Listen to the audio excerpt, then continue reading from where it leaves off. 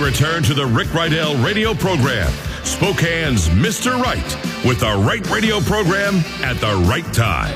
It is 2:18. We're back again. Just a total mess in Olympia at the legislature. Hopefully driving away from there is Senator Brian Dancel. Are you still on the other side of the Cascades, or you're on our side? No, unfortunately, I'm on the other side of the Cascades, Rick. How you doing? Well, good. I don't have to wash that off me like you do. What a mess last night. Oh, I'll tell you, it was a nightmare. It was government at its finest. Just totally unpredictable and irresponsible, really, with how we're doing things here. But that's not an uncommon theme in Olympia this year, or maybe every year. Yeah. So we passed the largest gasoline tax in Washington history, but we've left over $2 billion hole in the operating budget. Is that what I'm to understand? Yeah, you hit the nail right on the head, Rick. Because the Senate Democrats wouldn't pass the suspension of 1351, which, by the way, was in the governor's budget and was in the House Democrats' budget.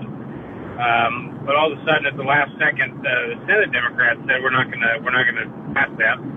It leaves a $2 billion hole in the budget if we don't get a fix for that. So, I don't know how many people are going to want to pay $2 billion in additional taxes. It's probably like nobody. Yeah. The biggest problem is between. I mean, there's so many things I could go into right now, but between that and between the transportation taxes, it has a lot of cost up front. Like when you go to the pump, you're going to pay the highest gas tax in the nation, 12 cents more than you did, yesterday. And also the capital budget. The capital budget's the one to always watch because there's so much pork spending there. But we are now bonding so much money with a very volatile economy. I really worry about our state because. Tell me if you think this is smart money. Or even cheap money. For every dollar that we bond out and use to build projects, we're going to be paying $2 back through payments. So, who would accept those terms when building a house, for example? Nobody. Yeah, no, absolutely not. I mean, even a construction loan's not going to do that to you. Right.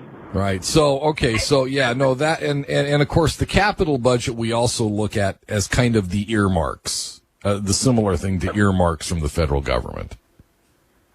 Oh, definitely. I mean, It's one of those things where, to be honest with you, there are certain things. The capital budget could be a really good budget because it's certain things that all of us kind of like. Like if you have a dam that's falling apart, or if you have a community building that people have wanted to maintain or whatever. Okay, that makes sense.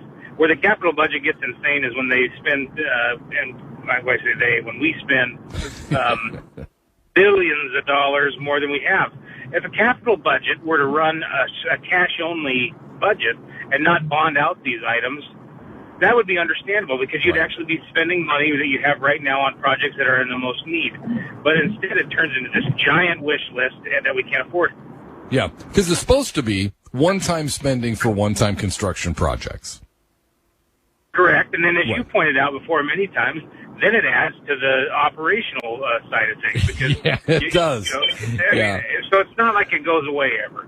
Right. No. And that's why the capital budget always something to watch. The operating budget, though, signed into law and then all of a sudden ends up with a $2 billion hole in it because of what was formerly agreed to by everyone all of a sudden last night. And we've actually had a couple allegations of drunken buffoonery.